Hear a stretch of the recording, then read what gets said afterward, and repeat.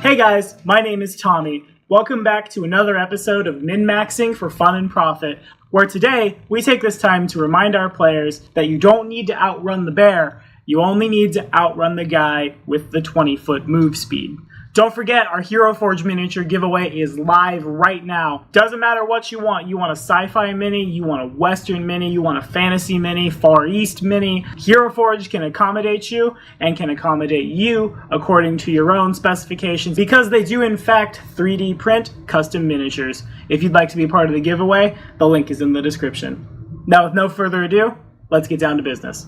So last week, we created a SWAT team style party, an Avengers style party, a party where everybody takes care of their own healing, is able to teleport out if things go wrong, and we compared that to the more classic tank, healer, and 3 damage classes in terms of who is more effective in combat. Now, in a couple of comments, it was brought up that it was unfortunate that we had no out-of-combat options, so today, we're going to take that same SWAT team style party and we're going to build it in such a way that we can win encounters, progress the story, roleplay. Yeah, I said it here in a min-maxing video. Roleplay in the role-playing game while still accomplishing combat-related objectives, but without ever engaging in combat ourselves. We're going to take the same party makeup we discussed last week, replacing the tank with a Punisher, someone who is at the front of the group, punishing people for doing things that they do not want them to do, a pair of switch hitters to make sure we're prepared for any situation, and 2 control type players that make sure things don't get out of hand, and if they start getting out of hand, we can press this convenient off button to paralyze people, to wall of stone around people, whatever it is we need to do. Now for all 5 characters in this 5-man party, we're going to be requiring 2 ability scores to be maxed out. Though of course, dexterity for armor class, constitution for hit points, and wisdom for will save are still important just in case things blow up in your face and you have to start combat, as well as in lower levels where it may be unavoidable. This build requires all 5 characters to maximize strength and charisma. Why, you may ask? The answer is simple. Intimidating prowess. The reason I like dipping monks and dipping paladins so much, monks get to add wisdom, or in the case of the scaled fist, their charisma to their armor class as well as their dexterity, and a paladin can add his charisma to saves in addition to his constitution, dexterity, and wisdom respectively. Intimidating prowess allows us to add our strength modifier to our intimidate checks in addition to our charisma modifier. If there is one thing I've learned in my long history of playing tabletop role-playing games, or really playing any game at all, is if we can put 2 things into a given ability or attack or defense, whatever it might be, we're going to come off better than if we're relying on 1 stat. 2 is in fact a greater number than 1. Since we're not going to be accomplishing things on the battlefield, we'll be accomplishing things in the throne room, in the war room, in the main hall of whatever guild we're hanging out with. We're going to need everyone to be really good at social checks, the spoken word in fact being mightier than the sword in this case. So first, let's talk about our Punisher.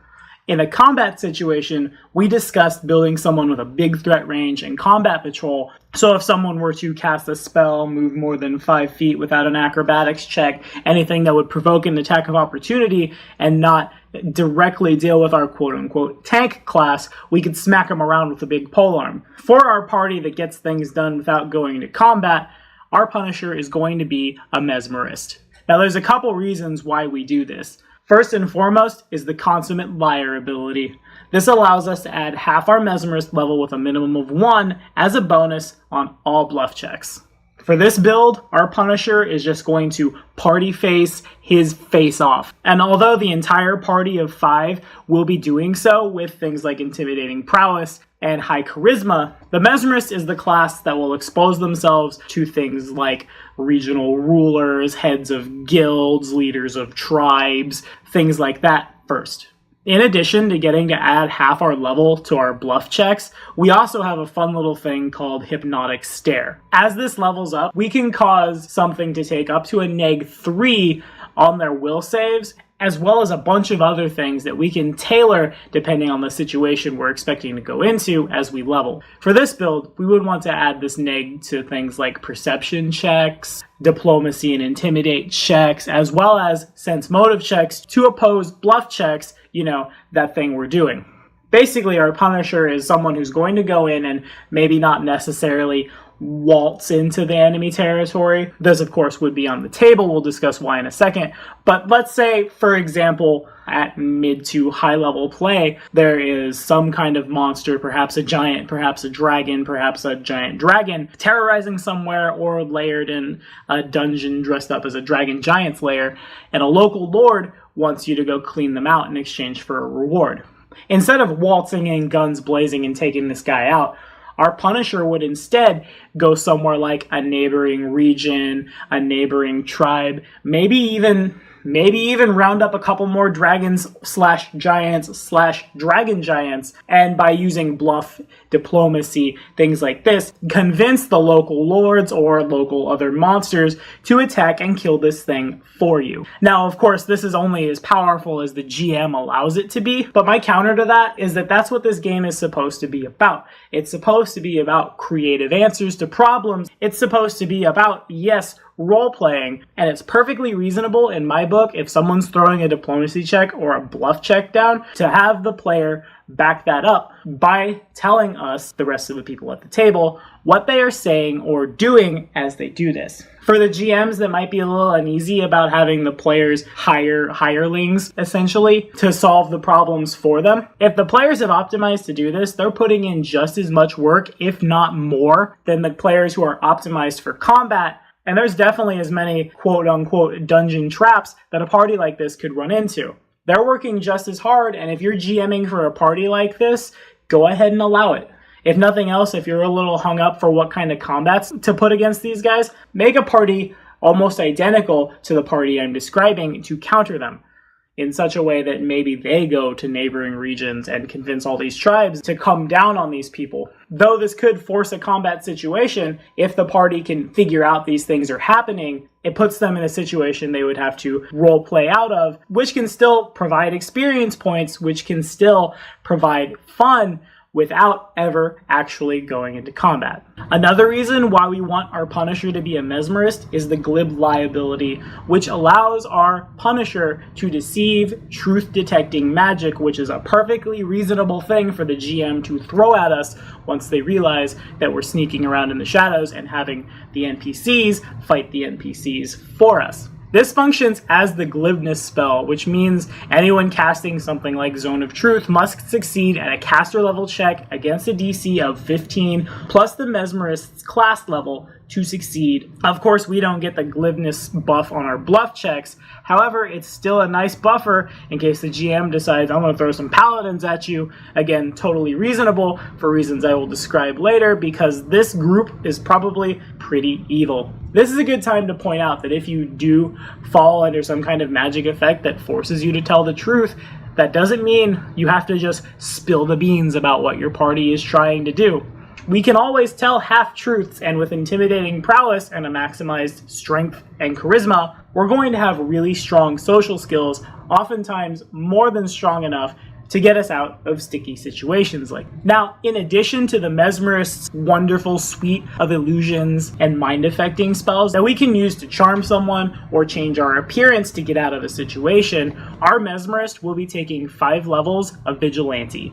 The vigilante social talents are really, really strong for what we're trying to do here, and we're taking 5 levels so we can get the many guises social talent. In addition to the 2 identities that the vigilante allows us, yes, that's right, our heroes in this group will in fact be superheroes, the many guises ability allows us to take on any number of mundane guises.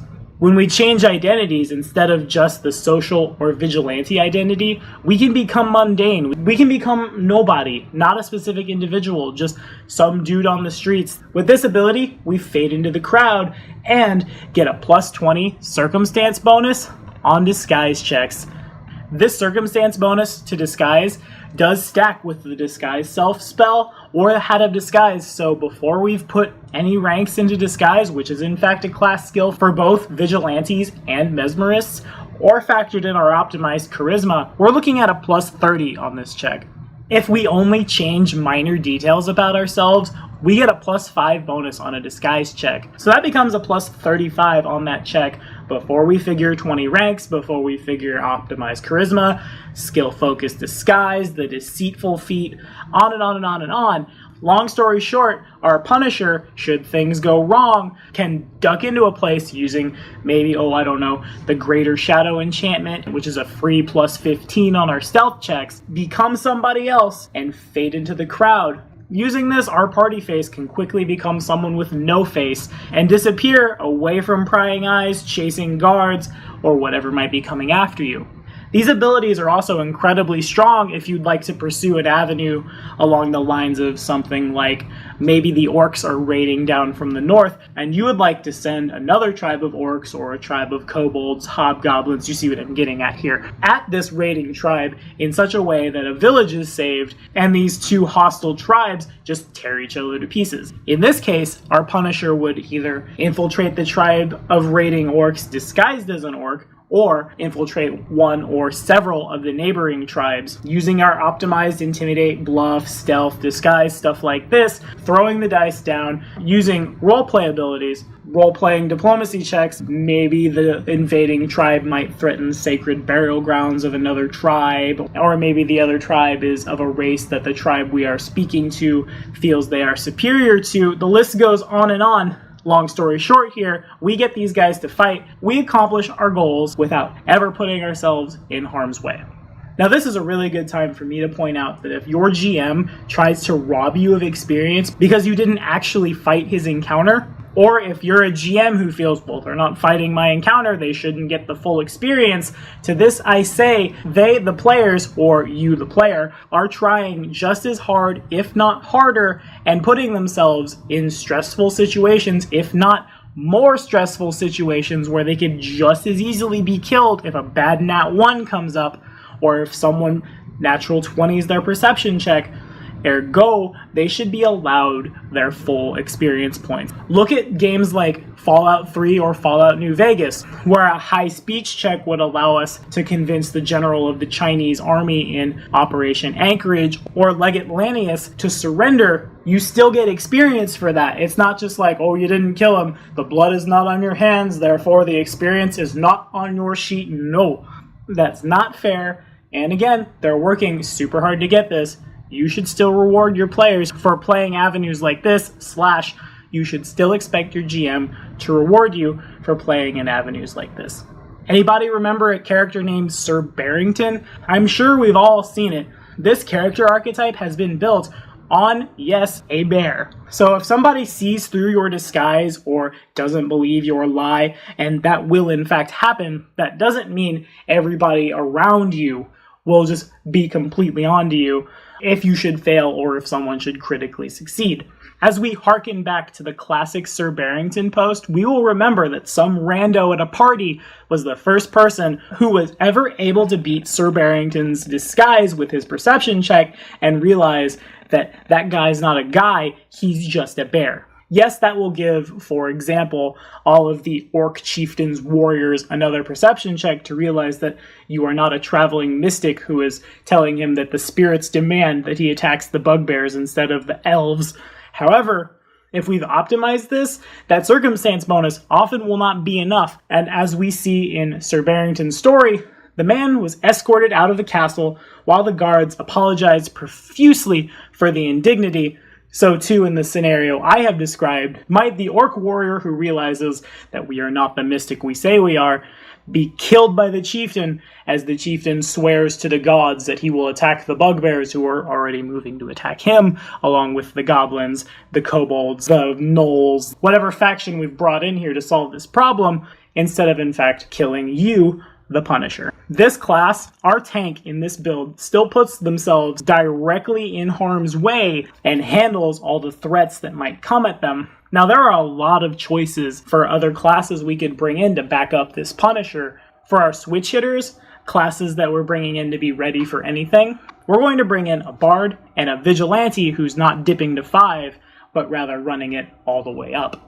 The same reason that our Punisher is dipping 5 levels of Vigilante, the fact that we get a plus 20 circumstance bonus on disguise checks, we can appear as other people and just change our appearance over and over and over and over again over the course of a campaign, applies to this switch hitter as well, in such a way that should our Punisher go down, could immediately step in. Of course, by immediately, I mean maybe a couple of weeks in game time later, so as not to appear suspicious, and accomplish the task our Punisher was trying to accomplish.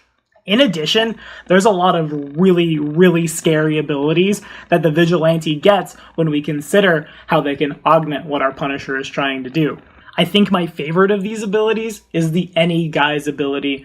At 17th level, we can use our Everyman social talent to disguise ourselves as any specific person, even someone like a king or a high priest, or, that person that we need to be talking to with our Punisher to get them to do what we want them to do. Basically, what we're looking at here is a little Lord of the Rings Two Towers kind of feel. In this case, our Punisher assumes the role of Grima Wormtongue, and this switch hitter assumes the role of Theoden once Saruman has gotten inside his head. If for some reason, be it the GM won't let you do it, or you've blown too many bluff or intimidate checks, and some important NPC won't go along with your plan, well, frankly, we just kill the dude. Using methods I will describe when we talk about our battlefield control, and we have our Vigilante sit in using Any Guise.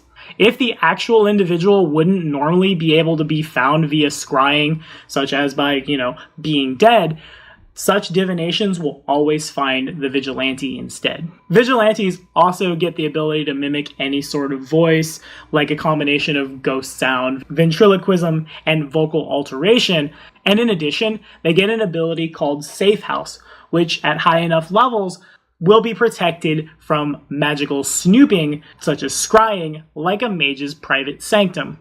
As these 5 characters are building up, it's very important that we find places of safety in case things go wrong for us to retreat back to.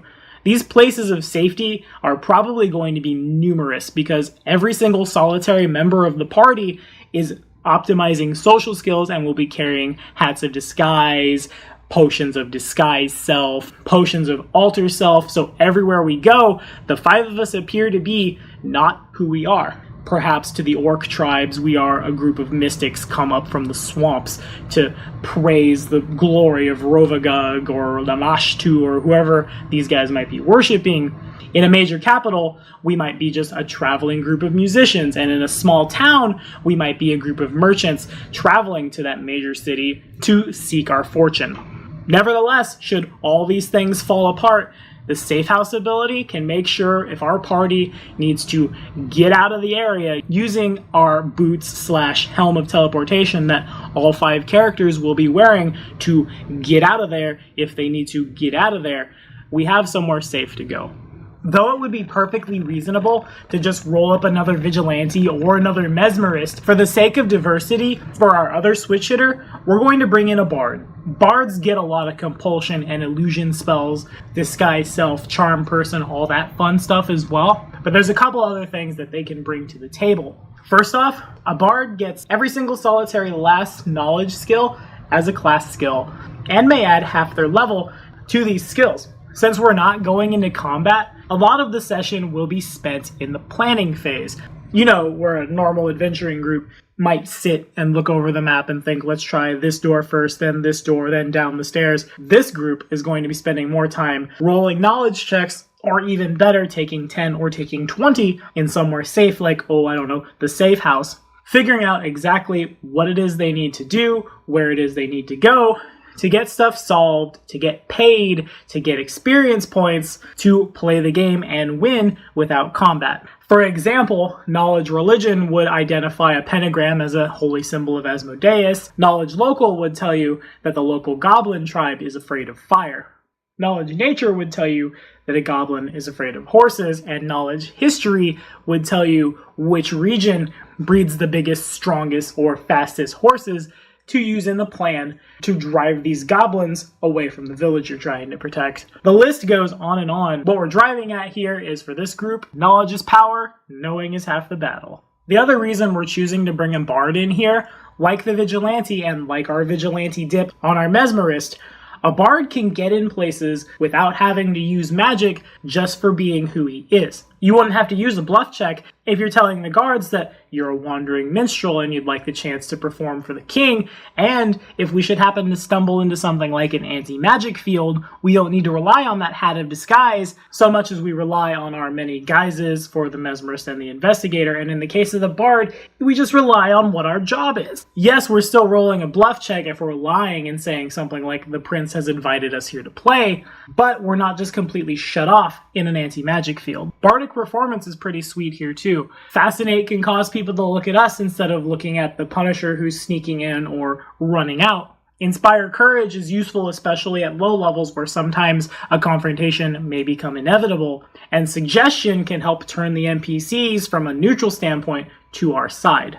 Dirge of Doom can cause our enemies to become shaken, which invokes a further neg on their will saves, on their skill checks, which is important because those are our attack rolls in this party makeup. Frightening Tune might not necessarily cause the paladins that are chasing us out of town, because in fact, a lot of things this party would be doing will probably draw the attention of the lawful characters, if not the lawful good characters. But if Frightening Tune causes all the peasants around us to flee in terror and cause a riot, that's more than enough for us to escape as the paladins are picking their way through the difficult terrain that is bodies rioting. If our Punisher is the right hand that moves the pieces on the chessboard, and our switch hitters are the left hand that makes sure that nothing gets in the way of the right hand, our battlefield control becomes the brain. Casters are still the name of the game here, but today we're going to bring in two different classes, not just for the sake of diversity, but for the sake of the fact that spells of different natures will be required. Specifically, we're looking at a sorcerer and an oracle. We're choosing them instead of wizards and clerics who get more spells, because sorcerers and oracles both cast off their charisma modifier. This is a double incentive to make sure that charisma modifier is through the stratosphere, because we will be needing bluff, we will be needing intimidating prowess, and we will be using disguise on these characters. Now, like we said in last week's video, in terms of healing, it's important that every single solitary character is self-sufficient in that regard. It goes doubly so for this party. So the first thing we have to address is that sorcerers do not get disguise, diplomacy, or stealth as class skills. Oracles do not get intimidate, bluff, disguise, or stealth as class skills pending mysteries. But to make sure we can leave our mysteries open, tailored to specifically what your party wants to do, the easiest way I can think of to solve this issue is with traits. Now, whether that's something like Silent Hunter, Bandit, Keeper of the Veil, whatever it is we have to do to get a +1 trait bonus on a certain skill and make that skill always a class skill for us, we need to do it. If these guys get caught out in the open and the Punisher's not nearby, which will probably be very, very often in this party makeup at higher levels, things could go really bad, both in the short term in terms of, aha, there they are, kill them, and in the long term of people across the world realizing that these people who are running around pretending to be people might not be who they're pretending to be. Though we are comparing the control characters in this build to the battlefield control characters, the scope is much, much larger, especially at high level play. Our control characters, 90% of the time, will be spending their days sitting in whatever hideout or whatever friendly territory we happen to possess in this party, and as we level, it becomes more and more important that more places in the world fall into that category in such a way that these characters, in fact, all 5 characters in the party, might be in 5 places in the world or even 5 places in the multiverse at the same time accomplishing your goals. These guys make that possible. Greater Scrying lets us cast message over long distances. So wherever our base is, we just make sure we've got the silver mirrors, we just make sure we have the body of water so we can cast Scry and relay information from, for example, if we're on Galarion, the Punisher who's dealing with a rogue samurai in Minkai, to our switch hitter who's enlisting the aid of one of the Lenorm kings in northern Avestan to deal with this rogue samurai, without having to burn teleports, running back and forth to exchange information. Speaking of teleports, these two characters using teleport and plane shift for the arcane and divine character respectively are the guys that exist should we ever have to snuff somebody out. Both of these guys get hold person and hold monster, so if anything goes too bad and we absolutely must go to combat, or in low level play when combat may be unavoidable, these guys just paralyze and let us coup de grace In high level play, if something goes bad, they see where we are through scrying, teleport to us, paralyze, and let people coup de grace. But that's not the fun part. It's very important that both of our control characters, whether from playing a race such as a Gilman or a Triton, which we will discuss on Monday, a Cecilia or an Undine, or maybe with some kind of permanency or potion, have the ability to breathe underwater. Both of them also need to have some kind of permanent fly speed, or at the very least, the Featherfall cantrip. Let me tell you why. If it comes time over this party's campaign to snuff somebody out, one of the easiest and most flawless ways to do so, without getting blood on your hands, without even rolling for initiative for more than maybe one round at most, is to follow a pattern something like this. Okay, so let's say we're on Galerion, and the captain of the guard in the capital of Taldor, Opara, is onto us. He's figured out what we are. He's figured out that we're going across the world making all these pieces move to achieve our goals, and he's determined to stop us. Though he might be determined, he has only identified one of our switch hitters. Of course, all 5 of us can change appearance, if not just straight polymorph into birds to travel around, so he has no means of identifying. Our Punisher, our number 1 get up in the danger character, approaches the captain of the guard, posing as something along the lines of, for example, let's say a woman whose purse has been stolen by bandits that have snuck into the city, and she needs the captain of the guard to come help her right away. The bluff check sells this lie, and if he doesn't immediately come by himself, we force the intimidate check and get super indignant at this person to make sure he comes with us. So now we've got the captain of the guard by himself. Now that we've got the captain of the guard all by himself, we confide in him and we tell him that we needed to talk to him by himself because, of course, in Northern Avestan, our, let's say, elven appearance means that no one takes us seriously, for we're not big, strong elven raiders. We bring the captain of the guard back to our friends, one of the battlefield controllers, and explain to him that this person, our husband, wife, brother, sister, cousin, sister's cousin's wife, whatever lie you want to use, we'll take him there, but it's really important. We need him. We need his skills. His skills are so great, and this is where the bard's knowledge checks come in. You start listing off everything he's done, all of the accomplishments he's made throughout his years of service, and won't he please come help us right now? Throw the social checks and charm him if you must. The point is, we just need him willing to be teleported. This is where it gets fun.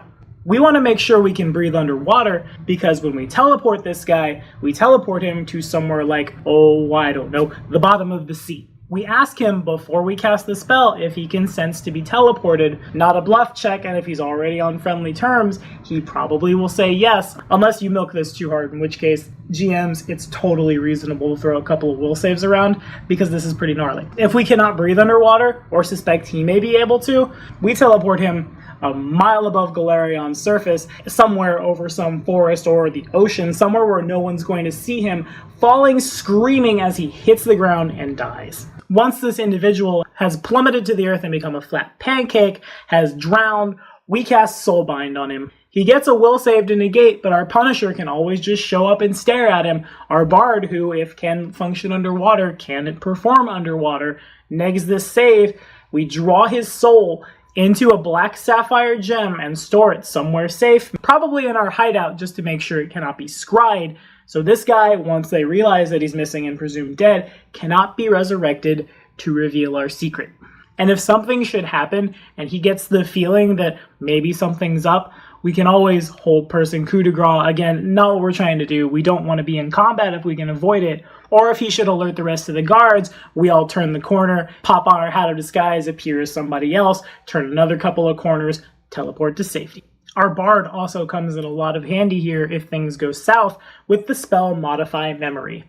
After casting the spell, a full round action, it can take as much as 5 minutes to alter a person's memory, but if you only need to alter the memory of 1 or 2 or 3 rounds, it doesn't take that long. And if our Bard can cast this spell, appearing as some sort of animal or as a beggar on the street somewhere where he's not being noticed with something like Still Spell or Silent Spell, so much the better. In a scenario where the captain of the guard realizes, oh wait, these guys were going to teleport me to the bottom of the sea and cause me to drown, I need to get my friends. A quick modify memory after someone casts hold person on our poor hapless captain of the guard can help us to make sure that our hand does not get tipped. Now this build can be a whole lot of fun, and we can get a lot of stuff done, and role-playing something like an Assassin's Guild or Thieves Guild, or even something like a group of individuals who metes out justice to people across the world who have violated a certain lawful deity's code. But there is one sizable gap in our armor, that is to say, creatures that are immune to mind-affecting effects. We're looking at things like constructs, oozes, plants, undead, vermin, certain outsiders. All of these things can trip up our strategy and cause us to have to just run off. There are two ways around this. First off, the Threndonic spell can allow our mind-affecting spells to affect undead creatures. Likewise, Coaxing spell allows our mind-affecting spells to affect oozes and vermin as if they were not mindless. And Verdant spell allows our mind-affecting spells to affect plants. Constructs, however, as well as strong outsiders, remain a huge gap. So if your GM throws a lot of these at you, my suggestion is to remember the core strategy of this group.